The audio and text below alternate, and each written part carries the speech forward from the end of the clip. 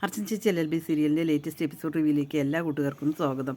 അർച്ചനയും മൂന്നിനും കൂടി പോലീസ് സ്റ്റേഷനിൽ പോയിട്ട് അർച്ചന പറയണം ആ പോലീസുകാരനോട്, അച്ഛൻ എവിടെയെന്ന് ചോദിക്കുമ്പോൾ ഇവിടെ ഇല്ല എന്ന് പറയണം. ഇവൻ എന്തായാലും ശരി സ്വമേധയാ കീഴടങ്ങാൻ വേണ്ടി വന്നതാണ് എന്ന് പറയുമ്പോൾ ആ പോലീസുകാരൻ പറയണം, ഏതായാലും ശരി അച്ചു സാർ വരട്ടെ, അതുവരെ നിങ്ങൾ അവിടെ വെയിറ്റ് ചെയ്യുക എന്ന് പറയണം കേട്ടോ.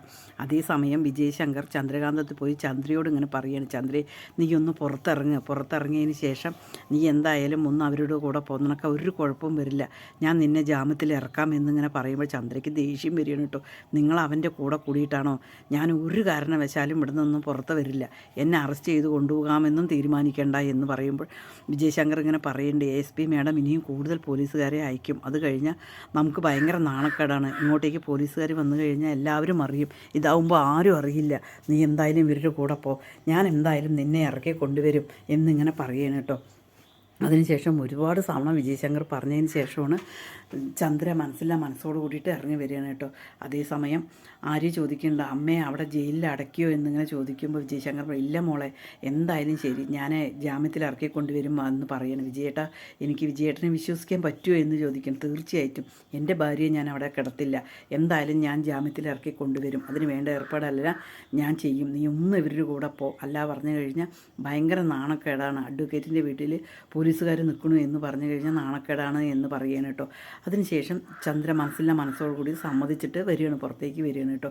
അത് കാണുമ്പോൾ അച്ഛനിങ്ങനെ ഒരു ചിരിയാണ് വരുന്നത് കേട്ടോ. എത്ര കാലം ഒളിച്ചിരിക്കും, എന്തായാലും നിങ്ങൾ അറസ്റ്റ് ചെയ്തിട്ട് കൊണ്ടുപോകുള്ളൂ എന്നുള്ളത് ഇപ്പം മനസ്സിലായല്ലോ എന്ന് ചോദിക്കുകയാണ്. പോലീസുകാരോട് പറയുകയാണ്, പോയി അറസ്റ്റ് ചെയ്ത് കൊണ്ടുവരും എന്ന് പറയുമ്പോൾ എൻ്റെ ദേഹത്ത് തൊട്ടു പോകരുത്, ഞാൻ ചന്ദ്രയാണ്, എൻ്റെ ദേഹത്ത് തൊട്ടിട്ടുണ്ട് പറഞ്ഞാൽ നിങ്ങളുടെ തൊപ്പി തെറിക്കും എന്നിങ്ങനെ പറയും. അത് കേൾക്കുമ്പോൾ അച്ചു പറയും, അങ്ങനെ തുമ്മിയെ തെറിക്കണ തൊപ്പിയാണ് പറഞ്ഞാൽ അങ്ങ് തെറിച്ചു പോട്ടെ, നിങ്ങൾ പോയി പിടിച്ച് അറസ്റ്റ് ചെയ്യും എന്നിങ്ങനെ പറയും കേട്ടോ. അത് കേൾക്കുമ്പോൾ ചന്ദ്രയ്ക്ക് ആകെ മൊത്തം കലി കയറുകയാണ് കേട്ടോ.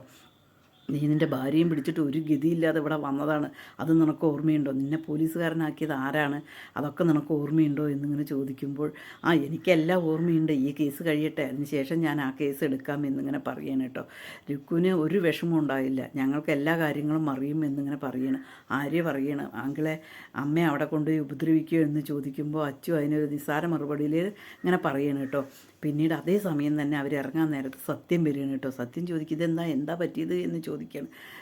ചന്ദ്ര അങ്ങനെ കരഞ്ഞുകൊണ്ട് സത്യനോട് പറയുകയാണ്, എന്നെ അവിടെ നിന്ന് അറസ്റ്റ് ചെയ്ത്, ഇവിടെ നിന്ന് ഒരിക്കലും ചേച്ചി അറസ്റ്റ് ചെയ്ത് കൊണ്ടുപോകാൻ പറ്റില്ല എന്നിങ്ങനെ പറഞ്ഞു. അതേ പോലീസിൻ്റെ ജോലിക്ക് നീ തടസ്സം ഉണ്ടാക്കരുത്, നിങ്ങളങ്ങോട്ട് മാറി നിൽക്കുന്നതെന്ന് പറയുകയാണ് കേട്ടോ. ഒരിക്കലും കൊണ്ടുപോകാൻ പറ്റില്ല, നിങ്ങളൊരു അഡ്വക്കേറ്റ് അല്ലേ, എന്നിട്ടാണോ ഇവിടുന്ന് ചേച്ചിയെ കൊണ്ടുപോകുന്നത് എന്നിങ്ങനെ ചോദിച്ചിട്ട് സത്യം ഇങ്ങനെ കലിതുള്ളതാണ് കേട്ടോ. അതേസമയം ചന്ദ്ര പറയുക, ആണൊരുത്തനായിട്ട് നീയെങ്കിലും ഉണ്ടല്ലോ ഇവിടെ ചോദിക്കാൻ, അതേ എനിക്ക് വലിയൊരു സന്തോഷം എന്ന് പറഞ്ഞിട്ട് വിജയശങ്കറെ കോള് വെച്ച് പറയുകയാണ് കേട്ടോ.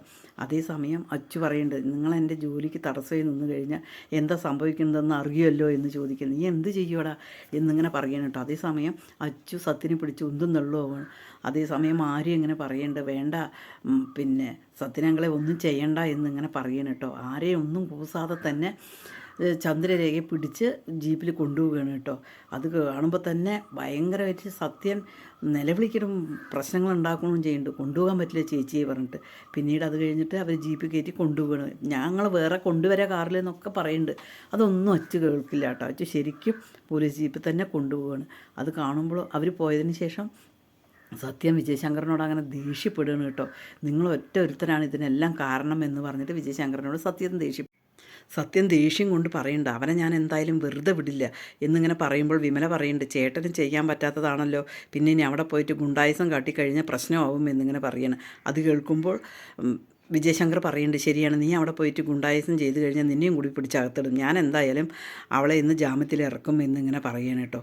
ആകെ മൊത്തം തല പോയിഞ്ഞിട്ടിരിക്കുകയാണ് സത്യൻ കേട്ടോ. അതേസമയം രുക്കുവിന് ആര്യ ഫോൺ ചെയ്യണം കേട്ടോ. ആര്യ ഫോൺ ചെയ്യുന്നത് മഞ്ജു കേൾക്കുന്നുണ്ട് കേട്ടോ. ചന്ദ്രയെ അറസ്റ്റ് ചെയ്ത് കൊണ്ടുപോയി എന്നിങ്ങനെ ഫോൺ ചെയ്തത് കേട്ടപ്പോൾ മഞ്ജു ചോദിക്കും, രുക്കു സത്യമാണോ ചന്ദ്രേച്ചിയെ അറസ്റ്റ് ചെയ്ത് കൊണ്ടുപോയി? അതേ, ആര്യയാണ് എന്നോട് വിളിച്ച് പറഞ്ഞത് എന്ന് പറയും. അയ്യോ, മുകുന്ദനെ അറസ്റ്റ് ചെയ്യും പറഞ്ഞിട്ടാണല്ലോ ചേച്ചിയും മുകുന്ദനും കൂടി പോയത്, പിന്നെ എന്താ ചന്ദ്രയെ അറസ്റ്റ് ചെയ്ത് ഇങ്ങനൊരു ചതി ചെയ്യുമെന്ന് ഞാൻ കരുതിയില്ല, അച്ചു ഇങ്ങനെ ചെയ്യുന്ന ഒരിക്കലും ഞാൻ സ്വപ്നത്തിൽ പോലും കരുതിയില്ല എന്ന് രുക്കു പറയും.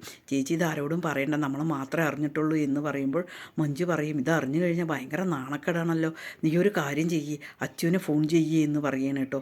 അച്ചുവിന് ഫോൺ ചെയ്യുമ്പോൾ അച്ചു ഫോൺ എടുക്കുകയില്ല. അത് കേൾക്കുമ്പോൾ രുക്ക് പറയും, അവനറിയാം ഞാൻ എന്തിനാണ് അവനെ ഫോൺ ചെയ്യുന്നതെന്ന്, അവനിങ്ങ് വരട്ടെ, ഞാൻ അവനെ കാണിച്ചു കൊടുക്കാം എന്ന് പറയുമ്പോൾ മഞ്ജു പറയുന്നുണ്ട്, ചന്ദ്രകാന്തങ്കാരെ ആകെ ഇളക്കി മറിച്ചല്ലോ, നാണക്കേടായല്ലോ അച്ചു, ഇനി നമുക്ക് എന്തെങ്കിലും പ്രശ്നം വരുമോ ഈ മുക്കുകൊണ്ട കേസിൽ എന്നിങ്ങനെ ആലോചിച്ചിട്ട് മഞ്ജുവിനാകെ ഒരു പേടി വരികയാണ് കേട്ടോ. ചന്ദ്രയെ പിടിച്ച് തല്ലുന്നതും എല്ലാം മഞ്ജു ഇങ്ങനെ വിചാരിക്കുകയാണ്, അങ്ങനെ ഒന്നും ചെയ്യില്ല എന്നിങ്ങനെ രുക്കു പറയുന്നുണ്ട് കേട്ടോ.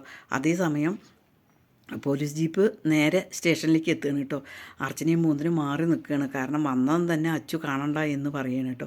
അതേസമയം അവിടെ നിന്ന് അച്ചു ഇറങ്ങിയത് അവരെ പിടിച്ചിങ്ങോട്ട് ഇറക്കുക എന്ന് പറയുമ്പോൾ ചന്ദ്രയെ ഇങ്ങോട്ട് ഇറക്കിക്കൊണ്ട് വരും കേട്ടോ. അത് കാണുമ്പോൾ അർച്ചനയും മൂന്നിനും ആകെ ഞെട്ടിപ്പോവുകയാണ് കേട്ടോ. ചന്ദ്രയ്ക്കാകെ ചമ്മലാകാണ്, അർച്ചൻ്റെ മുമ്പിൽ നാണം കെട്ട് നിൽക്കുകയാണ് കേട്ടോ. നീ ഇത് കാണാൻ വേണ്ടിയിട്ടാണോ ഇവിടെ വന്ന് നിൽക്കുന്നത് എന്ന് ഇങ്ങനെ പറയും കേട്ടോ. അതേസമയം പോലീസുകാർ മേത്തെ തൊടുമ്പോൾ എൻ്റെ മേലെ നീ തൊട്ടു പോകരുത് എന്ന് പറയും കേട്ടോ.